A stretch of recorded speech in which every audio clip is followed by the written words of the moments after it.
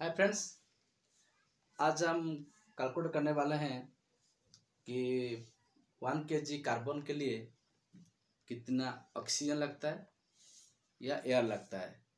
तो वो हिसाब से आप निकाल सकते हैं कि जितना भी कार्बन आपका पर टन लगता है तो उस हिसाब से कितना एयर लगेगा। तो पहले 1 kg हिसाब से निकाल देंगे, तो फिर बाकी आप आगे में निकाल सकते हैं। तो 1 kg of carbon burn air required, तो आप लोग सबको पता है कि कार्बन के लिए ऑक्सीजन ज़रूरत पड़ता है। तो इसीलिए ब्लास्ट फर्नेस में कार्बन बैलेंस करना बहुत ज़रूरी है और वो हिसाब से कितना ऑक्सीजन देना है ये भी जानना बहुत ज़रूरी है। जैसा हम लोग पीसीआई देते हैं तो उस हिसाब से कितना एयर देना चाहिए, ऑक्सीजन देना चाहिए, ये भी जानना ज़रूरी है।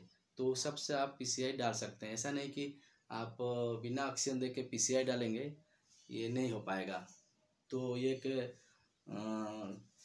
रिक्वायर्ड है कार्बन की कि कितना कार्बन चाहिए, तो पर केजी के लिए कितना चाहिए, तो कितना पीसीआई दे रहे हैं तो कितना कार्बन बन रहा है, तो उस हिसाब से कितना ऑक्सीजन देना पड़ेगा, वो कैलकुलेशन हिसाब से चलता है। ब्लास्ट फर्नेस से थियोरेटिकली हम लोग का जानना बहुत ज़रूरी है। तो ये चीज़ बहुत इम्पोर्टेंट है और सब लोग को भी जानना ज़रूरी है कि हम लोग को कितना कार्बन चाहिए, कि कितना ऑक्सीजन चाहिए इतना कार्बन के लिए। सब कैलकुलेशन हिसाब से चलता है। तो हिसाब से आप चलाएंगे तो आप कस्टिंग कंट्रोल कर सकते हैं और फर्नेस में भी कोई भी ऑब्जेक्ट भी नहीं आएगा।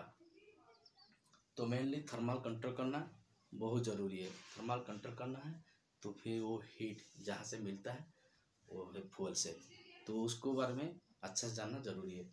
तो चलिए हम देखते हैं कि रिएक्शन हिसाब से कि कितना कार्बन लग रहा है, 1 kg के लिए कितना ऑक्सीजन लग रहा है। तो आप लोग सब पता है, जो पहला रिएक्शन होता है ब्लास्ट फर्नेस में, टीयर के सामने वो आप ऑक्सीजन देते हैं और अंदर में कार्बन रहता है, ये बनता है CO2। वहाँ पे इतना हाई टेम्परेचर है तो कार्बन डाइऑक्साइड जो है वो स्टेबल नहीं रहता है। तो उसमें टेम्परेचर सब पता है कि रैप का टेम्परेचर हिसाब से, जैसे कुछ 2000 जैसे रैप रखते हैं तो सबसे हाई टेम्परेचर में कभी स्टेबल नहीं है। और इसके साथ एक्सेस कार्बन भी है। तो कार्बन डाइऑक्साइड जो स्टेबल है बिलो 1000 है, एबो 1000 में स्टेबल नहीं रहता है। तो उसके साथ और एक रिएक्शन होता है CO2 प्लस C, ये बनता है 2CO। और ये है मेन रिएक्शन, जैसे C प्लस हाफ O2, ये भी CO है। तो उसका मतलब मैंने पिछले वीडियो में भी बताया था। तो 12 kg कार्बन के लिए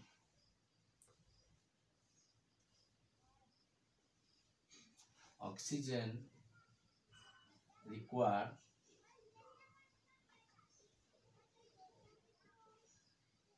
जो है हाफ O2, मतलब 16 kg। कितना हुआ? 16 kg। तो 1 kg निकालना है, 1 kg निकालना है। 1 kg कार्बन के लिए 1 kg ऑफ कार्बन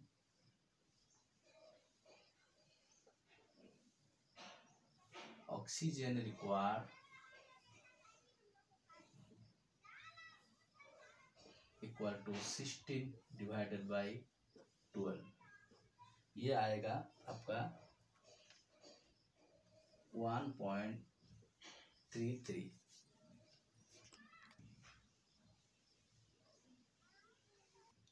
और उसको वॉल्यूम को निकालेंगे 1.33 को in volume equal to 1.33 into 22.4 divided by oxygen का मॉलिक्यूलर जो है 32। ये होगा इंटू 22.4 डिवाइडेड बाई 32, ये है 0.933।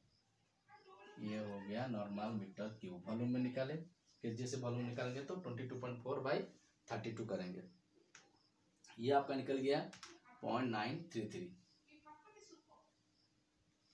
तो ये हो गया, इतना ऑक्सीजन चाहिए। तो आप उसको एयर में कैलकुलेशन करेंगे, ऑक्सीजन में बोलेंगे तो उसका मतलब 1.33 के लिए हमको 0.933 ऑक्सीजन लगता है। 1 kg के लिए, 1 kg के लिए हमको लगता है ऑक्सीजन निकालेंगे तो 0.933 for 1 kg of a carbon air required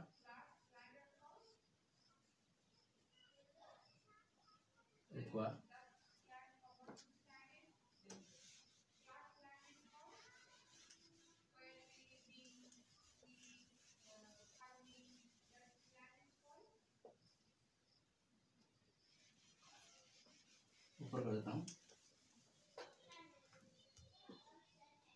for 1 kg of carbon air required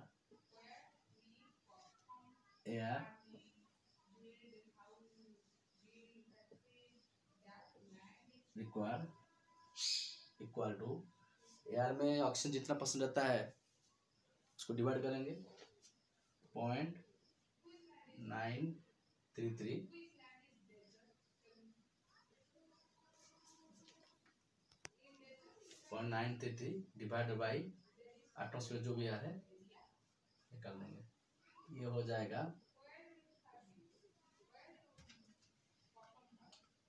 0.933 divided by 0.21, ये हो गया है 4.42 नॉर्मल मीटर क्यूब। ये है एयर। तो उसका मतलब यही हुआ कि पर 1 kg ऑफ कार्बन एयर लगता है 4.4 नॉर्मल मीटर क्यूब।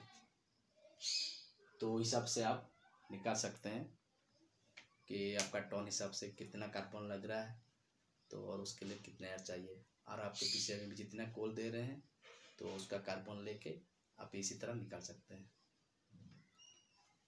और आपको कोई भी जानकारी चाहिए तो आप ज़रूर कमेंट बॉक्स में कमेंट करें, और मैं आपको कोशिश करूँगा आपको अच्छे से समझाने के लिए।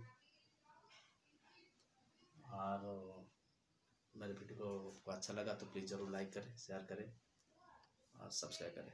Thank you.